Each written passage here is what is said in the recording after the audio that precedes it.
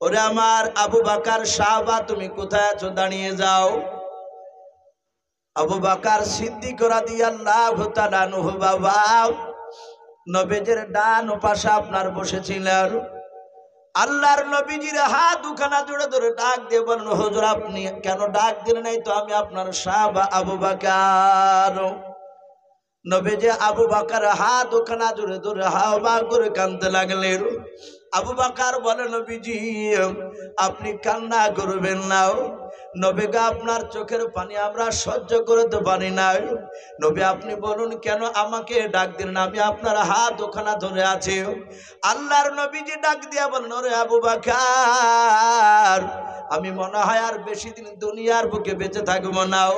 ওরে আবু বকর তুমি আমার সঙ্গে অনেক দূর পর্যন্ত তুমি ঘুরতে গিয়েছো, আমার সঙ্গে ঘুরে বেড়িয়েছো, কলমার দাঁত দিতে গিয়েছো। রে আবু বকর তুমি আমার সঙ্গে। ওরে আবু বকর আমার হাতে দাঁড়ায়, জবানের দ্বারায়। ওরে আবু বকর আমার পায়ের দ্বারায় যদি তুমি আঘাত পেয়ে থাকো, রে আবু বকর হয় তুমি আজকে প্রকাশ মজলিসে আজ তুমি আমাকে ক্ষমা করে দাও, নতুবা তার প্রতিশোধ বদলা তুমি নিয়ে নাও। হযরত আবু বকর সিদ্দিক রাদিয়াল্লাহু তাআলা আনহু তিনি ডাক দিয়ে বলেন, নবীজি বেয়াদবি হলে মাফ করবেন। ওগো আল্লাহর নবীজি আপনি আমার কাছে কোনো অন্যায় করেন নাই। নবী আমার শুনেন না, হয়তো আমি আপনার কাছে অনেক সময় হয়তো বেয়াদবি হয়ে যেতে পারে, নবী আপনি আমাকে ক্ষমা করে দেন। আল্লাহর নবী জনাবে মুহাম্মদ রাসূলুল্লাহ সাল্লাল্লাহু তাআলা আলাইহি ওয়াসাল্লাম নবী বলেন, আবু বকর আমি তোমাকে ক্ষমা করে দিয়েছি, তুমি আবু বকর আমাকে ক্ষমা করে দাও। আবু বকর বলো, হুজুর অন্যায় আপনি করেন নাই, তবু আমি আপনাকে ক্ষমা করে দিলাম। আল্লাহর নবী বলেন, আবু বকর তুমি বসে যাও। নবী আবার হাত দুখানা উঁচু করে ডাক দিয়ে বলেন, ওমর তুমি কোথায় আছো? দাঁড়িয়ে যাও। ওমর সাহাবা রাদিয়াল্লাহু তাআলা আনহু বাবা নবীজির বাম পাশে তিনি দাঁড়িয়েছিলেন। আল্লাহর নবীজির হাত দুখানা জোরে ধরে বলেন, হুজুর ফিদাকা বি উম্মি ইয়া রাসূলুল্লাহ নবী আপনার পদতলে আমার পিতামাতা কুরবান হয়ে যাক। ওগো নবী আপনার সাহাবা আমি উমর আপনার হাত দুখানা জুড়ে ধরেছি, হুজুর আপনি বলুন কি বলবেন আপনি বলেন। আল্লাহর নবী বলেন, উমর রে শুনে নাও, আমার হাতে দাঁড়ায় পায়ে দাঁড়ায় যদি জবানের দাঁড়ায়, উমর তুমি আঘাত যদি পেয়ে থাকো, ওরে উমর হয় তুমি আজকে আমাকে ক্ষমা করে দাও, নতুবা প্রকাশ মজলিসে তুমি আমার প্রতিশোধ তোমার নিয়ে নাও। হযরত উমর ফারুক রাদিয়াল্লাহু তাআলা আনহু নবীজির হাত দুখানা বাবজি ছেড়ে দিয়ে পা দুখানা জুড়ে ধরে কাঁদেন আর বলেন, হুজুর বেয়াদবি হলে মাফ করবেন। নবী আপনি অন্যায় করেন নাই, নবী যে আপনার কাছে আমি চরম বেয়াদবি করে ফেলেছিলাম। আল্লাহর নবীজি বলেন, ওমর তুমি কবে বেয়াদবি করেছিলে বলো? বলো হুজুর শুনে নেন, নবী গো আমি আপনার কাছে এত বড় বেয়াদবি করেছি, হুজুর কথাটা বলতে গিয়ে আমি চরম কষ্ট পাই। নবী সেই দিন আমি আপনাকে চিনতে পেরেছিলাম না। আল্লাহর নবী জনাবে মুহাম্মদ রাসূলুল্লাহ সাল্লাল্লাহু তাআলা আলাইহি ওয়াসাল্লামের সাহাবারা সবাই মিলে ওমরের বাপজি কথা নবীর কথাগুলো শুনছিলেন। পেছন দিকে বাপজি উরাইকা নামক একজন সাহাবা তিনি দাঁড়িয়ে ছিলেন। বিশ্ব নবীর কথা শোনার পর ওমরের কথা শোনার পর হযরত উরাইকা আস্তে করে বলেন, হুজুর বেয়াদবি হলে মাফ করবেন নবী গো, আমার বাড়ি কিন্তু মক্কা নগর ছিল না, আমার বাড়ি ছিল শাম দেশে। নবী আবু জেহেলের সাথে বন্ধুত্ব করার পর আমি আপনার মক্কা নগরে বেড়াতে এসেছিলাম। আবু জেহেলের সাথে ঘুরতে গিয়েও নবী যে আপনার আখলাক চরিত্র দেখে আমি কলেমা পড়ে মুসলমান হয়েছিলাম নবী গো, কিন্তু ওমরের ঈমান আনার ঘটনা আমি সচক্ষে দেখেছিলাম না। ওগো আল্লাহর নবী আপনি দয়া করে একটু ওমরকে বলতে বলুন, ওমর আপনার কাছে কিভাবে বেয়াদবি করেছিল একটু কথাটা খুলে বলতে বলুন, আমরা শুনবো। আল্লাহ রাসূল বললেন, ওমর এখানে অনেক সাহাবায়ে কেরাম সবাই বসা আছে, অনেকে তুমি ঈমান আনার পরে বহু সাহাবা ঈমান এনেছে, এখানে অনেক এমন সাহাবা আছে যারা তোমার ঈমান আনার ঘটনা তারা সচক্ষে দেখে নাই। তুমি কিভাবে ঈমান এনেছিলে তুমি একটু হাজার হাজার সাহাবার সামনে তুমি বর্ণনা করো, তুমি আলোচনা করো। ওমর বলছেন, হুজুর আমি বলবো বলে হ্যাঁ হযরত আমিরুল মুমিনিন উমর ইবনুল খাত্তাব রাদিয়াল্লাহু তাআলা আনহু বিশ্ব নবীজির বাপজি দরবারে দাঁড়িয়ে কথা বলছিলেন। আপনারা এটাও শুনেছেন আমার বিশ্ব নবীজির সাহাবা উমরের গলার আওয়াজ আল্লাহ এত দিয়েছিলেন আওয়াজ দাও। আজ আমরা বাপজি বক্স এই মাইক না থাকলে মুখে কথা বলে আমার মনে হয় যে রাস্তার উপরকার মানুষ এখানকার কথা শুনতে পাবে না, আওয়াজ পৌঁছাবেই না।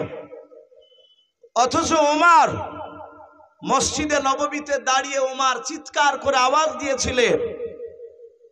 আল্লাহ রসুলের সাহাবা উমর তার নেতৃত্বে বাপজি একজন সাহাবা সারিয়া বলে নাও, সে যুদ্ধের ময়দানে গিয়েছিল।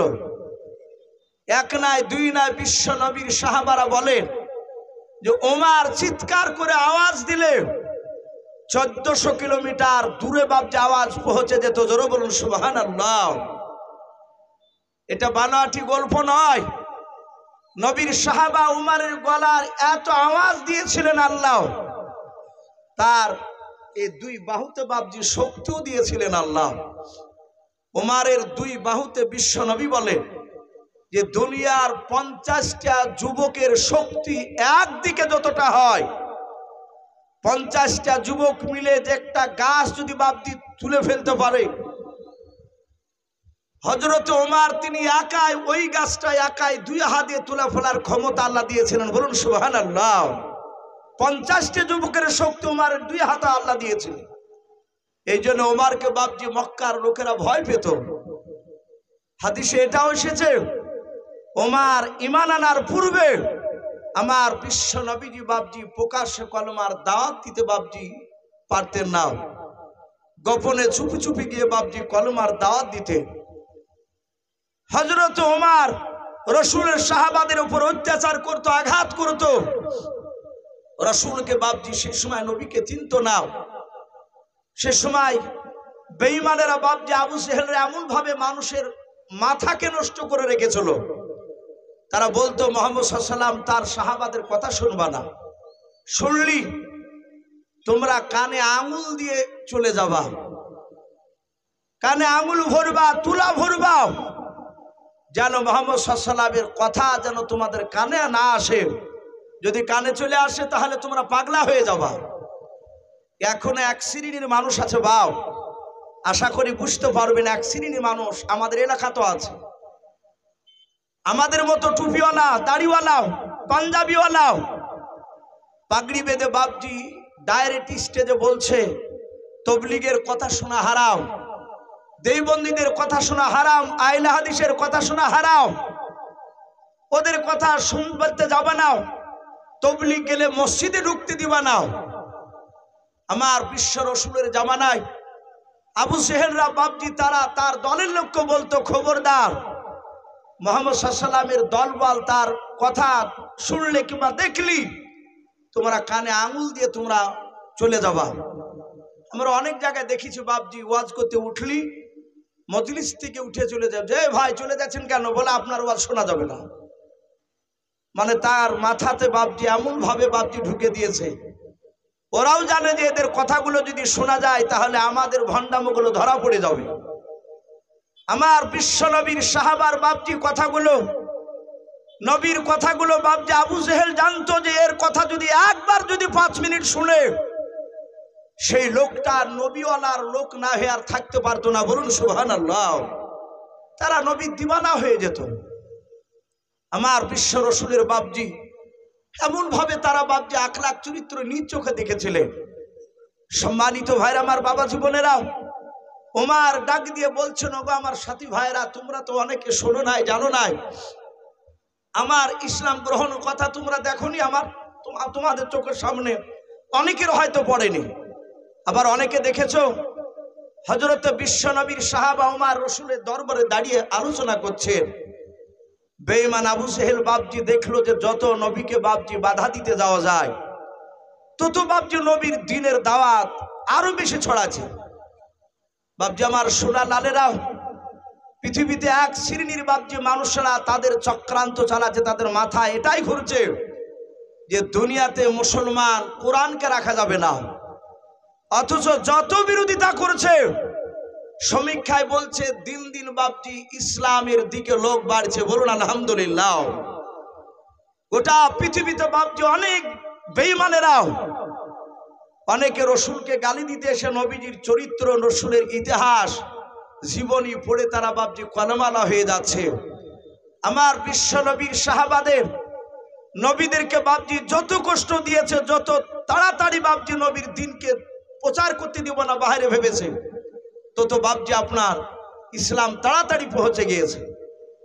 এর আগে বাপজি দেখলে একটা মেয়ে বাপজি কর্ণাটকে আপনার মুস্কান বলে একটা বোন যুবতী কলেজে যাচ্ছিল, স্কুটি গাড়ি রেখে বুরখা পরে সে যাচ্ছিল, আর এক শ্রেণী উগ্রবাদী লোক তারা অন্য স্লোগান দিচ্ছিল তার সামনে। মেয়েটা নারে তকবীর আল্লাহ আকবার বলে বাপজি কয়েকবার আওয়াজ দিয়েছিলেন, গোটা পৃথিবীর মুসলমানের ইমানকে জাগিয়ে দিয়েছিল। বলুন আলহামদুলিল্লাহ। এটা অনেকে দেখেছেন, আমরা দেখেছি ইউটিউবে, আমরা খবরে দেখেছি। বাপজি আমার সোনা লালেরা, আবু জেহেল চিন্তা করলো আস্তে আস্তে লোক ওর দিকে চলে যাচ্ছে, এ তো মুহাম্মদ সাল্লাল্লাহু আলাইহি ওয়াসাল্লামকে ধরে রুখতে পারা যাচ্ছে না তার দিনকে। বলে আর নাই, একে দুনিয়ার বুক থেকে নাস্তাবুদ করে দিতে হবে, তাকে শেষ করে দিতে হবে। তাই আবু জেহেল এক নাই দুই নাই প্রায় 12,000 উপরে বেঈমান সবাইকে বাপজি ডাকলো। সেখানে ওমারও বাপজি পেছনে বসা। ওমার তখন ঈমান আনেনি।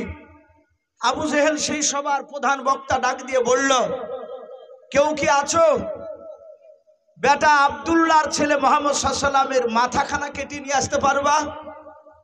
কারণ আমাদের বাপ দাদা ধর্মের বিরুদ্ধে কথা বলছে, সে নতুন দিনের দাওয়াত দিচ্ছে।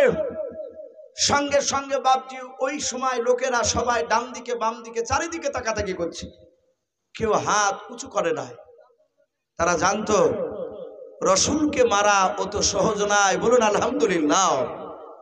নবীজিকে মারা অত সহজ নয়। আবু জেহেল বাপজি নিজ চোখে দেখে চলো।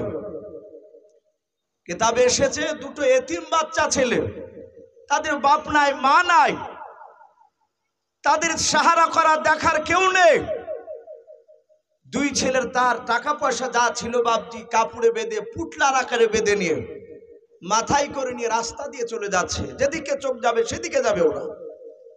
আবু জেহেলের লোকেরা দেখলো এদের তো বাপ নাই মাও নাই, বাচ্চা ছেলে এতিম, এদের পুটলাতে টাকা রয়েছে, সোনা আছে, এদেরকে যদি ছলে বলা কৌশলে আবু জেহেলের কাছে পৌঁছে দেওয়া যায় তাহলে টাকাটা কৌশল করে কেড়ে নেবে, আমরা পরে তার কাছ থেকে ভাগ পাবো। বাচ্চা ছেলে দুটো চলে যাচ্ছে। আবু জেহেলের লোকেরা বলছে, হে বাবা যাও কোথায়? বলে আমরা জানি না, আব্বা মা নাই, চোখ যেদিকে যাবে সেই দিকে যাব। বলে বাপ মা নেই বুঝি? বলে না। বলে যেও না, আমাদের মক্কা নগরে একটা খুব ভালো মানুষ আছে। বলে কে? বলে ওই দেখো বাড়িওয়ালা, ওই ওরা তার আবু জেহেল বলছে না, ওরা বলছে আবুল হিকাম, জ্ঞানী গুণী বুদ্ধিজীবীর বাপ। আবু জেহেলের ভালো নাম ছিল আমর ইবনে হিশাম। বেঈমান আবু জেহেলের দিকে দেখে দিল ওরা, ওই লোকটা খুব ভালো মক্কা নগরে। যারা খারাপ দেখবেন তার দলের নেতা যদি খারাপ হয় কখনো লোকের সামনে বলবে না যে আমাদের নেতা খারাপ, ভালোই কথাই বলবে। বলে আমাদেরকে ভালোবাসবে? বলে হ্যাঁ বাবির মতো বাপের মতো ভালোবাসবে, চলো। আবু জেহেলকে চোখের ইশারা করে দিয়েছে এদের কেউ নেই, টাকাটা হাতিয়ে নিতে হবে। আবু জেহেল বলল বাবা চিন্তা না, আমি তোমাদের আব্বা মার মতো ভালোবাসবো। ওই দেখো আমার স্ত্রী তোমাদের দুজনকে ছেলের মতো ভালোবাসবে, তোমরা মা মনে করে ডাকবা, আমি তোমাদেরকে ছেলের মতো ভালোবাসবো, আমাকে আব্বার মতো নজরে দেখবো, অসুবিধা নেই। বলে বাবা এই পুটলায় কি আছে? বলে টাকা।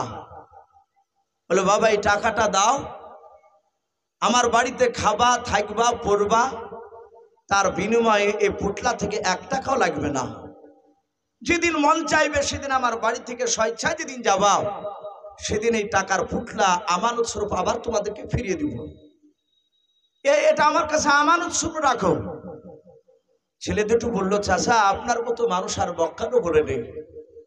আবু জেহেল বলল তা পাবা না দ্বিতীয়? ওরা তো জানে না যে কত বড় বেঈমানতা। বাচ্চা দুজন আবু জেহেলের বাড়ি থাকতে লাগলো। একদিন, দুদিন, 3 দিন পার হয়ে 4 দিনকার দিন সকালবেলা আবু জেহেলের স্ত্রী খেতে দিয়েছে। 2 ভাইকে 2 বাসনে খাবার খেতে দিয়েছে। বাচ্চা ছেলে দুটো বাবা একবার থেকে 2 বার লোকমা দিয়েছে, খেয়েছে। 3 নাম্বার লোকমা ধরে যখন তুলতে যাবে রে বাবা, আর ওই সময় আবু জেহেল ঘর থেকে তলোয়ার নিয়ে বেরিয়ে আসলো। ওই বাচ্চা দুটোর সামনে থেকে খাবারের বাসনখানা বাবা দুজনার কাছ থেকে কেড়ে নিয়ে আবু জেহেল বলে, এখনই ঘর থেকে বেরিয়ে যাও। বাচ্চা ছেলে দুটো বলেছিল, চাচা পুরা খাবার খেতে দিলেন না কেন, আপনি বাসন খানা কেড়ে নিয়ে নেন বলেন। আবু জেহেল বলো, কৈফত তোদেরকে দেওয়া লাগবে না, এখনই বেরিয়ে যা, না বেরিয়ে গেলে তলোয়ার দিয়ে জবাই করে দেব। বাচ্চা ছেলে দুটোর গলায় ধাক্কা দিয়ে আবু জেহেল বাবা বের করে দিলাম। বাচ্চা ছেলে দুটো বলে, চাচা এইরকম তো কথা ছিল না, আপনি শুনে নেন, টাকার পুটলাটা আপনি আমাকে ফেরত দিয়ে দেন। ডাক দিয়ে বলো, টাকার পুটলার কথা আর একবার জবান দিয়ে বের করলে তোকে এখনই শেষ করে দিব, 2 ভাই তোদেরকেও। বাচ্চা দুজন কান্না করতে করতে চলে গেল। যা টাকার পুটলা ছিল সব আবু জেহেল কেড়ে নিয়েছে, দিল না রে বাবা। বাচ্চা ছেলে দুটো কাঁদতে কাঁদতে রাস্তা দিয়ে চলে যাচ্ছে। আবু জেহেলের লোকেরা যারা আবু জেহেলের বাড়িতে দিয়ে এসেছিল তারা দেখলো আমাদের কাজ হাসিল হয়ে গিয়েছে। আবু জেহেল ঠিকই উপযুক্ত বিচার করেছে। বাচ্চা ছেলে দুটো তাদেরকে বাপকে চিনতে পারে নাই, তারা অজানার ভান করে বলেছিল, বাবা তোমরা কেন কান্না করতে করতে যাচ্ছ, কোথায় ছিলে তুমি বলাও। ওই বাচ্চা ছেলে দুটো বলেছিল, ওই আবু জেহেলের বাড়িতে আমরা ছিলাম। ওগো চাচা, আবু জেহেল আমাদের টাকার পুটলা কেড়ে নিয়ে দেয় নাই, টাকার পুটলাটা নিয়ে এসে দেন। আবু জেহেলের লোকেরা চিন্তা করলো না, তারা আওয়াজ দিয়ে বলল, বাবা ওই আবু জেহেলের কাছে টাকার পুটলা আমরা দাবি করতে পারবো না। বলে, এনে দিতে পারবা না? বলে না। বলে, শুনে নাও, এই মক্কা নগরের মধ্যে একটা মানুষই পারবে আবু জেহেলের কাছ থেকে তোমাদের টাকার পুটলা ফিরে নিয়ে আসতে। ডাক দিয়ে বলল, চাচা সেই ব্যক্তিকে বলে, ওই দেখো বাড়িখানা দেখতে পাচ্ছ? বলে, হ্যাঁ ওই বাড়িটা হচ্ছে আব্দুল্লাহর সন্তান জনাবে মোহাম্মদ রাসূলুল্লাহ সাল্লাল্লাহু তাআলা আলাইহি ওয়াসাল্লাম। ও বাপজি ভাইরাও, যারা ইমানদার, যারা নবী রাসূল হয়, তারা বাপজি আল্লাহকে ছাড়া পৃথিবীর কাউকে ভয় পায় না। ভাই কথা বলে, এদের বাপজি উদ্দেশ্য ছিল নবীর দরবারে গিয়ে টাকার পুটলার কথা বললে নবীজি আর ঘরে থাকতে পারবে না, আবু জেহেলের বাড়িতে যাবে। আর আবু জেহেলের দুশমন মুহাম্মদ সাল্লাল্লাহু, কারণ আবু জেহেল সব সময় বলে নবীকে মার, নবীর কথা শুনতে যাবি না, যাতে নবীর দরবারে যখন এই বাচ্চা দুটো ছেলেকে বিচার দিবে নবী আর থাকতে পারবে না, আবু জেহেলের বাড়িতে চলে যাবে। আর আবু জেহেলের বাড়িতে গেলে আবু জেহেল দরজা বন্ধ করে দিয়ে তার ভাতিজাও মুহাম্মদ সাল্লাল্লাহু আলাইহি ওয়াসাল্লামকে মারবে, আমরা আড়াল থেকে আমরা আনন্দ করবো, হাততালি মারবো। এটাই ছিল বাপজি বেঈমান আবু জেহেলের দলের বাপজি আসাম। বাচ্চা ছেলে দুটোকে ইশারা করে দেখে দিলাম, আখিরি জামানার পয়গম্বর জনাবে মোহাম্মদ রাসূলুল্লাহ সাল্লাল্লাহু তাআলা আলাইহি ওয়াসাল্লাম দরুদ নবীর কাছে গিয়ে বাচ্চা ছেলে দুটো নবীর নাম ধরে ডাকলেন। তারা তো জানা নাই না আখিরি জামানার রাসূলের বাবা আল্লাহর নবীজি বেরিয়ে আসলেন। বাচ্চা ছেলে দুটোর মুখ থেকে বাপ যে কথা শুনলেন, দরুদ নবী ডাক দিয়ে বলেন, বাবা তোমাদের টাকার পুটলা আবু জেহেল নিয়েছে, এটা তোমরা বলো? বলে হ্যাঁ। বলে, বাবা রে, আমি যেদিন গিয়ে বলি আবু জেহেলের সামনে তোমাদেরকে মনতে যদি বলে যে আবু জেহেল টাকার পুটলা নিয়েছে, এটাকে দাবি করতে পারবা? বলা একটু জিকির করে না, আস্তে করে, লা ইলাহা ইল্লাল্লাহ, লা ইলাহা ইলাহা ইল্লাল্লাহু মুহাম্মাদুর রাসূলুল্লাহ সাল্লাল্লাহু তাআলা আলাইহি ওয়াসাল্লাম। নবী বলেন, এই বাবা, এই তুমি কি আবু জেহেলের কাছে দাবি করতে পারবা যে আমার টাকার পুটলা আবু জেহেল নিয়েছে? বাচ্চা দুটো কাঁদতে কাঁদতে বলল, অবশ্যই পারবো।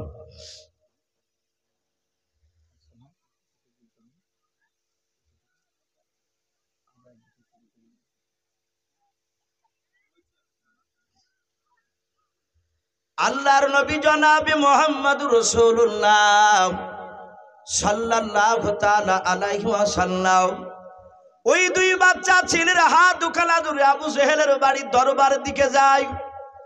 আবু জেহেলের লোকেরা তারা রাস্তার দুই ধারে বাবা খাজুর গাছের বাবজি এক একটা খাজুর গাছের আড়ালে এক একটা বেঈমান আবু জেহেলের লোকেরা আড়ালে দাঁড়িয়ে আছে। তারা দেখতেছে বেটা তুই যা ঘরে গেলি আবু জেহেলের কাছে টের পাবে, আবু জেহেল তোকে মেরে থবে নাও। আল্লাহর নবী যে আবু জেহেলের বাড়ির দরজার কাছাকাছি বাবজি প্রায় চলে গিয়েছে, প্রায় 25 থেকে 30 হাত দূরে আছে। আল্লাহর নবী যে বাচ্চা ছেলে দুটো নিয়ে আবু জেহেলের ঘরের দরজা থেকে আবু জেহেল দাঁড়িয়ে দেখলে তো ভাতিজা আসতেছে। আল্লাহর নবী ডানায় বেঈমান আবু জেহেল চিৎকার করে ডাক দিয়ে বলছেন, ও ভাতিজা খবরদার ওখান থেকে আর সামনের দিকে তুমি আসবা না। আল্লাহ রাসূল বলেন, ওগো চাচা আমি যাব না। বলে নাও। আল্লাহর নবী দাঁড়িয়ে গিয়ে বলেন, চাচা আপনি বলুন এ বাচ্চা ছেলে দুটোর টাকার পোটলা কি আপনি কেড়ে নিয়েছেন? আপনার কাছে কি আছে বলেন? আবু জেহেল একটিবারও বাপজি অস্বীকার করলো না, সঙ্গে সঙ্গে স্বীকার করে বলল, বাবা টাকার পোটলা আমার কাছে আছে, আমি নিয়েছিলাম। নবী বললেন, চাচা টাকার পোটলা যদি আপনি কেড়ে নিয়ে থাকেন, আপনার দরবারে যদি থাকে এক্ষুনি নিয়ে এসে আপনি আমার সামনে রেখে দেন, বাচ্চা দুটোকে দিয়ে দেন। আবু জেহেল বলল, বাবা ওখানে তুমি দাঁড়াও, খবরদার তুমি আসবা না, আমি পোটলাখানা ঘর থেকে নিয়ে আসি। আবু জেহেল ঘর থেকে পোটলাটা বের করে নিয়ে নবীজির দরবার নিয়ে গিয়ে সামনে দিয়ে দিলাম।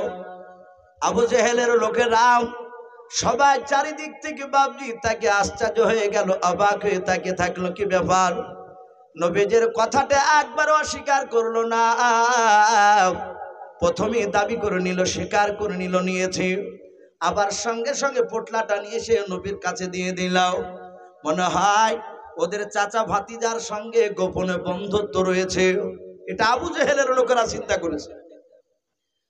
ডাক দিয়ে বাপজি বিশ্ব নবী বলেন, বাবা দেখো পোটলায় তোমাদের সঠিক টাকা আছে কিনা। বাচ্চা দুই ভাই টাকার পোটলাখানা খুলে বলেন, ওগো নবীজি টাকার পোটলাতে টাকা সঠিক আছে, একটা টাকা আবু জেহেলও নেয় নাই। বলে না, ইনি বলে নাও। সঙ্গে সঙ্গে নবীজি বাপজি চলে গেলেন। আবু জেহেলের লোকেরা বাপজি কাছে এসে বলেছিল, ভাই আবু জেহেল আজ বুঝতে পেরেছে তোমার আর তোমার ভাতিজার সাথে গোপনে বন্ধুত্ব রয়েছে। আবু জেহেল দেখলো এ তো খারাপ হয়ে যাবে, এরা তো আমাকে আর দাদা বলে মানবে না। শয়তান আবু জেহেল বেঈমান ডাক দিয়ে বলল, এই তোমরা আবু জেহেল আমি আমার মতো তোমরা মুহাম্মদ সাল্লাল্লাহু আলাইহি ওয়াসাল্লামকে চিনো না? শোনো, ওই বেটা মুহাম্মদ সাল্লাল্লাহু আলাইহি ওয়াসাল্লাম তোমাদেরকে জাদু করেনি, আমাকে জাদু করেছে। স্বামী ও বড় জাদুকর। আমার জায়গায় যদি তোমরা থাকতে তো তোমরাও অস্বীকার করতে পারতে না। বলে, হুজুর বুঝতে তো পারলাম না কথা, এমন কি জাদু করলো আপনাকে? আবু জেহেল বলেছিল, ভাই তোমরা মুহাম্মদ সাল্লাল্লাহু আলাইহি ওয়াসাল্লামের দুই পাশে দুইটা বাচ্চা ছেলে দেখেছো? বলে হ্যাঁ। আর কিছু কি দেখতে পেয়েছো? বলে নাও। আবু জেহেল বলল, আমি ঘর থেকে তাকে দেখলাম, ওই মুহাম্মদ সাল্লাল্লাহু আলাইহি ওয়াসাল্লাম যখন দুটো বাচ্চা নিয়ে যখন আমার বাড়ির দিকে আসতেছিল, ওই সময় দেখলাম তার দুই পাশ থেকে এক নাই দুই না 60 থেকে 70 খানা তলোয়ার, মনে হচ্ছে একেবারে ছুটে এসে আমার বুকে গেঁথে যাবে। ওরে আমার বন্ধুরা, ওই তলোয়ার গুলো আমার শরীরে গেঁথে যাবে বলে ভয় আমি তাড়াতাড়ি শিকার করে নিয়ে তাকে আমি আসতে বারণ করে দিয়েছিলাম। ওরা বলল, তাহলে ঠিক আছে। ওরা বাপজি অন্ধের মতো বাপজি আবু জেহেলকে বিশ্বাস করতো। তারা সঙ্গে সঙ্গে আবু জেহেল এটা জানে যে রাসূলুল্লাহকে কেউ ব্যক্তি মারতে পারবে না। এই আবু সেহেল একা জানতো কি সাধারণ মানুষ নয়, অনেক পরীক্ষা করেছে। হাদিসে এটাও পাওয়া যায় গোপনে গভীর রাত্রিবেলায় আবু সেহেলরাও, ওরা বড় বড় নেতারা গোপনে গিয়ে রাসূলুল্লাহর কোরআন শুনতো। বলুন আলহামদুলিল্লাহ। নবী যেই ঘরে বসে বসে কোরআন পড়তে, আবু সেহেলরা এরা রাত্রিবেলায় ঘুমাতো না। লোক ওঠার আগে গিয়ে বাপজি তারা আবার বাড়ি চলে যেত। ঠিক ঘুটঘুটে অন্ধকার নেমে আসতো, রাস্তায় কেউ নাই, আর আবু সেহেল সুসুর করে আস্তে আস্তে গিয়ে রাসূলের দেওয়ালে গিয়ে ঘরে গিয়ে কান লাগিয়ে কোরআন শুনতো। জানার পরও বাপজি সে মানে নাই। তো সেই বেঈমান আবু সেহেল ডাক দিয়ে বলল, কেউ কি আছো? ওই আব্দুল্লাহর সন্তানের মাথাখানা কাটতে পারবা? 12,000 লোক বাপজি সবাই এইভাবে চারিদিকে তাকাতাকি করে, কেউ হাত তুলে নাই। পেছন দিক থেকে বাপজি ওমর দাঁড়িয়ে বলল, এই আবু সেহেল, এই আবু সেহেল বড় নেতা, সে সময় কাফেরে। ওমর ওর চেয়ে বড় নেতা না হলেও আবু সেহেল ওমরকে দেখে ভয় পায়। ই জানে যে ওমর রেগে গেলে আর দেখা দেখে নাই। ওমর কাউকে জবাই করতো আর দুশমনকে জবাই করে তার রক্তকে চামড়ার মুঠিতে ভরে নিত। যাকে জবাই করতো তার বাপকে গিয়ে ডাকতো, যদি তার বাপ বেঁচে থাকতো। বলে কি হয়েছে? বলে এই দেখো রক্ত তোমার বেটাকে জবাই করে দিয়েছে। রক্ত ওমর মুখে করে নিয়ে কুলি করে তার বাপের গায়ে ফেলতো। ভাবতে পারেন ওমর কত বড় কুখ্যাত বাপ যে আপনার সেই সময় ছিল, সাহসী আর লোক। তখন বেঈমান ওমর ঈমান আনে নাই। ওমর চিৎকার করে পেছন দিক থেকে বলে, এই আবু জেহেল, এখানে কেউ পারবে না, আমি ওমর ছাড়া মুহাম্মদ সাল্লাল্লাহু আলাইহি ওয়াসাল্লামের মাথা কেউ কাটতে পারবে না। সবাই বাপজি চিৎকার করে হাত তালি মেরে বলল যে তোমার দ্বারাই সম্ভব, তুমি ছাড়া কেউ পারবে না, আমরা ওটাই চিন্তা করছিলাম। আবু সেহেল বলল, তুমি সত্যি কেটে আনতে পারবা? বলে ওর মাথা কেটে নিয়ে এসে দিতে পারলে কি দিবা?